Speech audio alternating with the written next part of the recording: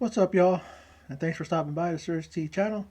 I am Surge T, and read the shirt, because it's true.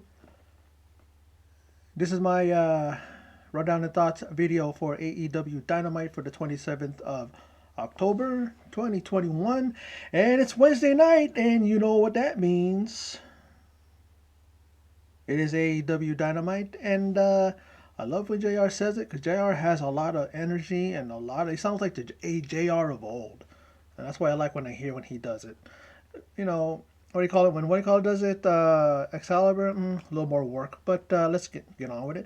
Main event later on, we're going to be seeing the Dark Order versus the Elite, that multi-man tag team match.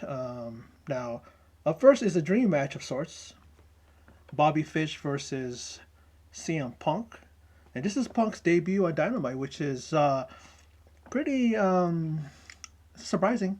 He's been with AEW now for a few months, but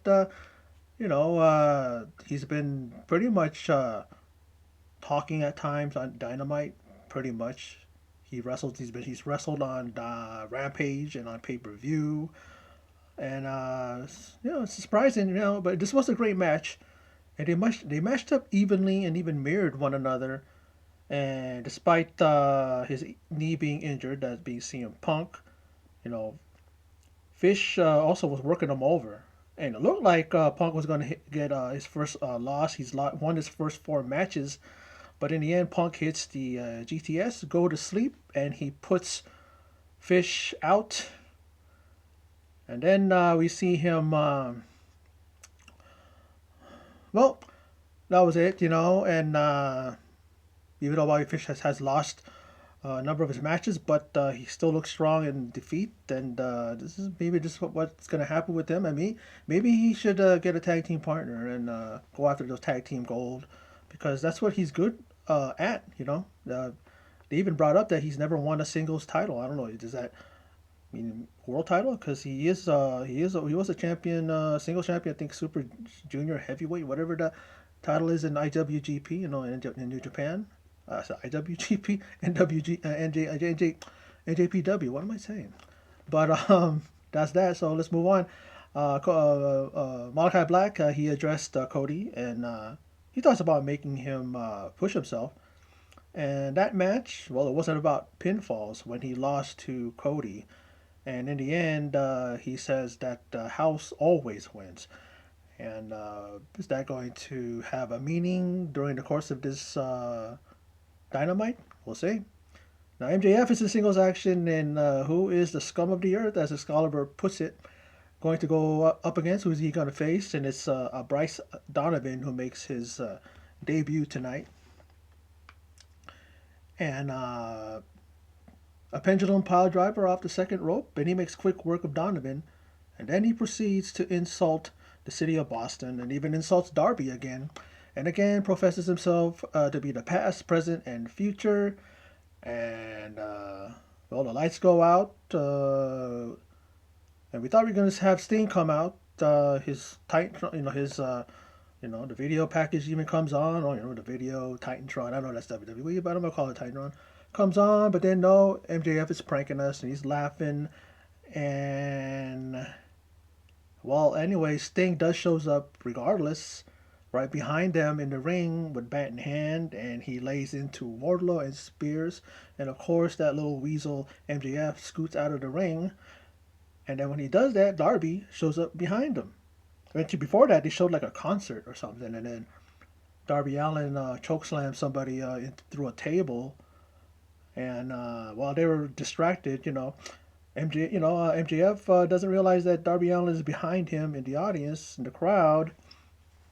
And then he joins Sting with his skateboard covered in tacks, and he decides to lay that across the back of Wardlow. And then he lays out a simple challenge to MJF, says full gear. So that's going to be good. We're going to see MJF get his ass handed to him, and I hope so. Now, Tony Schiavone, as the great Jericho likes to call him, lets us know that to Dr. Britt, as she's there with Jamie Hayter and the other stooge of Dr. Britt, Reba or Rebel or Reba, that she has a match, and on Friday is a trick or treat match with Abaddon, and if Abaddon wins, she gets a title shot at Britt. And what is the trick? She asks, and it says a no DQ. He made mention that maybe at Full Gear you're not going to be the champion, so I guess that she's going to, if she wins Abaddon the following week or the following Dynamite, she gets the title shot. Maybe. And a TNT title match with All Ego, Ethan Page, challenging the champ, the Spanish God, Sammy Guevara. And in the crowd, we see the premier athlete, Tony Nese. So I guess he has ownership of that name, the premier athlete, and Tony Nese. I don't know if Tony Nese is his real name. I don't think it is. And the premier athlete, I guess maybe he came up with it, and that's why he has it. Or maybe WWE just didn't give a fuck about him and said, "Yeah, you can have it," you know. But he's there watching like last week, and man, this match was really great. Saw Sammy hit a cutter after bouncing off the top rope. He bounces off this side of the top rope, goes onto this side of the top rope, and hits a cutter. Smooth, man. But that's the Spanish guy, Sammy Guevara. Guevara is a smooth motherfucker in that ring. And we see him also hit a shooting star to the outside, taking out All Ego. Man, it's amazing. I love when he does the whole thing of he shoots somebody off at the ropes, and then he does a leapfrog, and then he does a backflip when the guy comes off the other side of the rope. He's just athletic, man. The guy's amazing. And then in the end, we see him roll up Page and retain the title. This was after an amazing exchange between the two. All ego Ethan Page, yeah, he's all ego, but sometimes he definitely can back up that ego in the ring. He's really good, really good. And after that, he and Scorpio Sky comes out because, of course, their boys on either side were banned from ringside. Well, of course, now that the match is over, in comes Scorpio Sky. They beat on Sammy G, but then out comes the Inner Circle. They hit the ring, and you know, you see Scorpio and Ethan Page scoot out the ring, and then you hear the crowd sing Judas, and that never gets old. Everybody was into it. Jericho was trying to look serious. He was huffing and puffing, and then he starts smiling a little bit because he loves when the crowd sings that. And I've said it before. If I ever get to an event for for AEW, whether it be Rampage or whether it be on Dynamite, he's on there, and that comes out, and that song comes on. I'm gonna love joining in. But yeah, that was really really a great match. And then this thing, and then of course you know Chris Jericho says it's Page and it's Sky, and they're gonna face them in that that 10-man tag team match, and it's going to be a Minneapolis street fight. And then next week they choose the other three, because that was the step. And they refer to Dan Lambert, since it's the holidays, since it's Halloween, they call him a pumpkin-headed dipshit. I fucking love that. That was hilarious. Now, Rampage, we'll see Bryan Danielson versus Eddie Kingston in the World Championship Eliminator Tournament, or the World Title Eliminator Tournament. I call it either way. They'll be facing off. And then the Lucha Bros, they're backstage, and they're reunited. It's good to see Rey Fenix. And they want a match at Full Gear. And they're going to put their tag team titles on the line. They're calling out the challengers, FTR. They're saying, you want this? We'll put the title on the line. Even even their man there was Alex Abrahantes. I always forget. I think it's Alex Abrahantes, but that guy, he's very impassioned as well. And I remember I was really annoyed with him in the beginning, but I really, really like how he's come together and has really become comfortable with the Lucha Bros. And I like seeing what he does too. Well, how he talks on the ring, and now he's on the mic. I should say, talk on the ring. How do you talk on the ring? But you know what I'm talking about. But let's move on. Serenade versus Hikaru Shida in a rematch since 3 weeks ago. I'm surprised it was that long ago that Hikaru Shida was seeking out her 50th win. And this is the first round match in the TBS Women's Championship Tournament. And this is more like it. I like it. A physical match between two of the best women in wrestling. Maybe even in the world of wrestling, not just AEW. And then after a series of offense and pinfall roll-up attempts all over the place, Shida was being worked over by the woman that calls herself, well, she got the moniker, the Women of a Thousand Holes, from the Man of a Thousand Holes, Dean Malenko.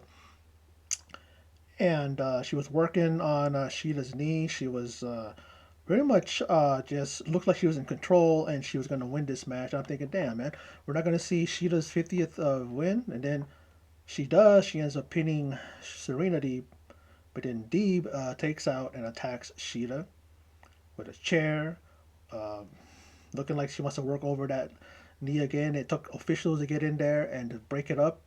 And looks like I'm wondering if she's going to be 100% when she has to take on Nyla Rose. She has to take on Nyla Rose. And it's a great thing that it's going to be a rematch between the two. But because Sheeta took the title from Nyla Rose. But is she going to be all wrapped up her knee? And then Nyla Rose sees that it's like a shark to blood in the water. Blood in the water. Here comes the shark, and she's going to target that knee. And Hikaru Shida might not advance past the semifinals and past Nyla Rose. But let's move on to Leo Rush talking smack. And Dante Martin and Mike Sydal will face on Rampage. It was supposed to be a tag team match, but the Sydal brothers, Mike Sydal got injured, so for the third time's the charm. I don't know. It's a trilogy. They were trying to say something like that. And Dante Martin, I like him. I like what he does in the ring, and he's really a good. He's really rising in the ranks, and he's really doing well. Matt Sydal, I like to see him when he's in the ring. That's fine. I'm not really interested in this, but at the same time, I'm not gonna, poo-poo the match. I'm gonna watch it. I'll probably enjoy it. Now, Dark Order. Dark Order's number 10 takes on John Moxley in the opening round match in the World Championship Eliminator Tournament. And Dark Order number 10 brings in Mr. Preston Vance there, brings a 11 match win streak into this match. But he's going up against John Moxley. And man, god damn it, man. 10 was gashed after like a few minutes, maybe even after a minute. He was gashed open, and then the blood is gushing as he goes into the ring, and in short order, Moxley delivers the paradigm shift, and he pins and advances to the semis to face Orange Cassidy. Uh, he's determined, you know. Last week he was talking about only thing that mattered in his life was his daughter. They always look at each other eye to eye. They have a little thing they do with their pinkies, and stuff like that. And you know, nothing matters but his daughter. But when it comes to his job, wrestling in AEW, he is going to be focused on this tournament, and he's going to win it. And I'm sure he's going to be winning it for his little girl, and I'm sure also for his wife, Renee Paquette. Now, FDR, they have a rebuttal to what Lucha Bro said earlier, and they have hit the reset button. We all know that they are definitely looking to make sure that everybody knows that they are the best team in wrestling, the best tag team, and they promise that the champs will be in for a fight. They've never fought before. They're going to definitely be in for the fight of their life, and they're going to make them wrestle as if their life depends on it. They become the champions again, the tag team champions of AEW. There's no question that they will be the best team in pro wrestling. Now, boos ring out and greet Cody Rhodes. And good, he deserves it. And maybe Malachi Black, well, possibly Malachi Black, I believe he brought out that side in him that's made the crowd want to boo. Then again, he talks about how has he abused his EVP status. I mean, he said he could have easily taken that route. Being in charge, he could have put himself in line for the title shot. And actually, he did wrestle Jericho. And if Jericho beat him, he wasn't going to go after the title ever again, and that happened. So he could have easily reversed that and said, hey, you're going to lay down for me, and I'm going to pin you, and I'm going to be the first ever world champion, or the world champion anyway. And he talks about how he's not going to turn. I guess he means he's not going to be a heel. I was like, okay. Well, he said it because he loves us fans. And Hollywood did turn him away. He did kind of slip away there for a little bit, and he apologizes to us as fans and also to his Nightmare family. He has, apologized to his wife Brandy and and Lee Johnson and who else? Brock, Anderson, and I believe it was Red Velvet and others who are in that family and train with the family. Now Andrade comes out and he doesn't like the people. Of course he doesn't. We know he doesn't. He only likes himself, right? And he points out Cody's stupid choices, his tattoo. Cody kind of like gets into it, like, yeah, I know that neck tattoo. I don't know. I don't have a problem with it because that's his choice. And then he says also him getting into his business, Cody getting into Andrade's business, and he asks Cody if Andrade, if he'll let him Andrade make him his bitch, you know. And then the lights go out, and I'm like, Mr. Alistair, Mr. Malachi Black, is that you? And it is him. And he when the lights come on, he sprays the black mist into Cody's eyes, and they work over Cody and the coach Arn Anderson. But Pac comes out and takes out Andrade and Black. Quick style. Them kicks of his are lethal and precise and stiff, and I wouldn't want to be on the opposite end of those kicks. And I am a martial artist in my past, and I know that I wouldn't be able to take those kicks. But that was a good thing. I don't know if that's going to be a precursor to possibly a tag team match. I like to see Aleister Black, Malachi Black, and Andrade team up. They would make for a great formidable team. Now, let's talk about AEW Rampage coming up on Friday. It's the World Title Eliminator Tournament semifinal. We have Bryan Danielson versus Eddie Kingston. Yeah, Matt Sydal taking on Dante Martin. The third meeting between the two. Now, Abaddon will face Dr. Britt Baker, and if she wins, she gets an AEW Women's Title Match. And then on Dynamite next Wednesday, we see Cody Rhodes versus Andrade. So there you go. It's going to be a one-on-one match. Now, Anna Jay and Jamie Hayter will be facing off in the first round TBS Women's Championship Tournament. And then Mox and Orange Cassidy will face off in the semifinals in a match in the World Title Eliminator Tournament. Now, let's move on to the main event, and that is the Dark Order versus the Super Elite. Now, the Dark Order come out in costume. They promised that last week. We see Grayson as Kratos. And what is Silver supposed to be? I couldn't get it at the moment. And then we see Reynolds there in a cowboy outfit, and number 5 as well. And I'm like going, who is in the horse costume? And then Cabana's dressed as Brandon Cutler with the spray bottles in hand as well. And Evil Uno as a cowboy too. I guess maybe they didn't have a lot of what do you call it, choices. I guess maybe left over. Maybe Uno and Reynolds got there late, and they said, "Oh, cowboys. Okay, well, just be a cowboys." Or maybe they wanted to be cowboys. I wanted to be a cowboy when I was little too, so I guess so. And then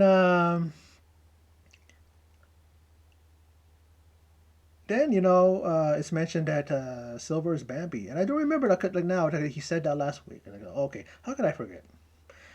And I love it. These guys they're just so damn silly, and I loved it.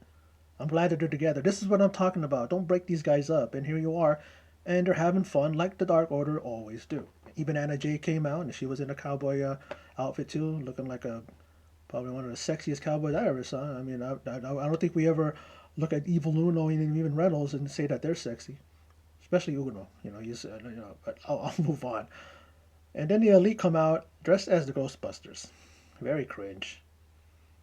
They come out, and then they they all get on one knee, and then before they even are able to shoot off their thing, the thing goes off. And I'm going, oops, was that a blooper? Or was that a what do you call it? Thing that's for what do you call it? You can put it on Botchamania. And then Nakazawa as the Bebe, because even when they said Adam Cole Bebe, they pointed to Nakazawa. And Brandon Cutler as the Stay Puft Marshmallow Man. I don't see who it is in there, but it's got to be him, right? And then they came out to a Ghostbusters themed Elite entrance music, or is that the other way around? The Elite version of Ghostbusters, because who are you gonna call the Elite or something like that? It was hokey, but I wasn't cringed at the point like I usually am with the Elite. No, they were having fun, and it's just like the Dark Order, and then speaking of fun, yeah, this match was really fun. I mean, both teams got in their stuff, and they showed how amazing they can be when they are allowed to shine, and they all did.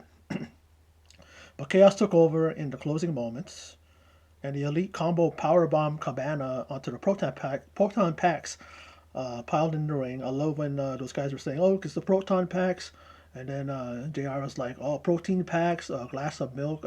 Jr. was on fire. I swear he was hilarious with commentary. I love Jr. It's just the same. It's like the old Jr. of old. He's really has a lot of pep recently, and he's really been on point when it comes to his commentary, and I love it. That's the Jr. I want to see because he was making a lot of mistakes in recent months. And yeah, they did that, and of course they all had the proton packs. I said protein packs on. They put them on when and then all of the Dark Order was in the ring, and as they got up to their feet, they ended up turning around and then pretty much hitting them with their packs on their back. They turned around with their backs to him and slammed into him, and then that's why they set up Colt Cabana, and power bombed him onto the proton packs. So they did this because after they did this, they super kicked the referee. The referee couldn't stop it. The referee wasn't up. He was out, down and out. And of course, like I said, the mayhem ensued. And then we see a supersized BTE trigger to the front end of the horse. Someone on commentary, maybe it was JR again, someone let the horse out of the corral. Or I think it was Tony Schiavone that said it. And he comes in, and you hear somebody say Kenny. They didn't know who it was. I was looking at him. I was looking at the guy's arms. I go, that's not what do you call it, Hangman. I'm thinking, is that what's his name? Was that Don Callis? I'm like, uh-oh, you know what I mean? And then they end up, of course, delivering that BTE, supersized BTE trigger. And when they pull off the horse's head, Brandon Cutler with the tape over his mouth. That's the reason why he couldn't tell them it was him. But then I'm like, who is the Stay Puft Marshmallow Man? Who's in that costume? Because we all thought it was Brandon Cutler. And I'm like this, oh, look behind you, Matt. Matt Jackson, take a look behind you because it's old Cowboy Shiznit himself. I love when JR, that's another thing when I love when JR says, instead of Cowboy Shit, he says Cowboy Shiznit. JR, I guess, is a gentleman. He doesn't want to cuss or anything like that. And let's Hangman Adam Page. There's so many, I've noticed that there's a lot of Adams and there's a lot of Pages in what I call it, in AEW. But then he lays out some of the Elite, and Johnny Youngie sends Matt Jackson spinning and pins him and gets the major win for Dark Order. And I'm glad because the Elite needed to lose for once. I thought they were going to win as usual, but sometimes these guys gotta eat a little bit of humble pie, and they gotta take a loss because what is it going to do to the Elite? To Hangman Page, who got the dead eye, was on the receiving end of Adam Page's the Hangman's dead eye, that power driver that he has a guy behind him, hanging behind him, and then just drops to his knees and nails a person to the damn mat. That's one of the most devastating looking pile drivers, and it's not the none right. Damn, you know. But he was able to do that to the man who he's looking to win the world title off of, and I hope he does. It'll be great to see that because Adam Page, Hangman, he does deserve to win that title. He was the man who was in that match to determine the first ever champion, and Jericho beat him, and I think he's due. And I think Kenny Omega could definitely lose the title, and it won't do nothing for his legacy or anything like that. He could lose the title. He lost the Impact title. He lost that thing. It hasn't done anything to set him back or anything. He's always going to be the great wrestler that he is. He's always going to be the person that's the go-to when it comes to someone in the main event picture. So give it to Adam Page, man. Let's see that happen at Full Gear. But this match was fucking awesome. It was really, really great. The whole evening was great. I loved everything. Everything was great. I loved everything. From the mid card matches to the so-so matches to the main event. And I like seeing that Dark Order won because this is something that'll definitely instill in them and bolster their, what do you call that? Bolster their confidence in each other and in their, you know, their union as Dark Order. So this is the reason why I was saying don't break these guys up because this is what they need. They need to be together because apart, what's going to happen to them, you know? And they are a great faction, probably one of the funnest, one of the most deadliest when they can be, and one of the most, you know, they are together. They are a well-oiled unit, and I'm glad that they're together and they won this match. And like I said, the Elite could afford to lose this match. It's not going to do nothing to their momentum, whatever the momentum they have. It's not going to do nothing to that. They're still going to be one of the top factions in AEW. But anyway, Dynamite was fun. It was amazing. It was excitement personified, and I enjoyed it. And hopefully, it just continues to just be this good. And hopefully, Rampage will kind of get some of the energy off of Dynamite and allow them to absorb that. Because I've been very critical of Rampage. I don't know what it's been. It should be a lot of fun, and it should be something to watch because it's only an hour. And sometimes there's people that have a short attention span and they like something that's just an hour. It's great. It's perfect. But I don't know. For some reason, the last few have not been enjoyable for me. But anyway, let's move on past that and let's close up this video. And for those of you who stopped by and checked it out, I appreciate it. Thanks for stopping by. Did I just say that? Yeah, I did. So thank you very much. And in closing, as always, take care.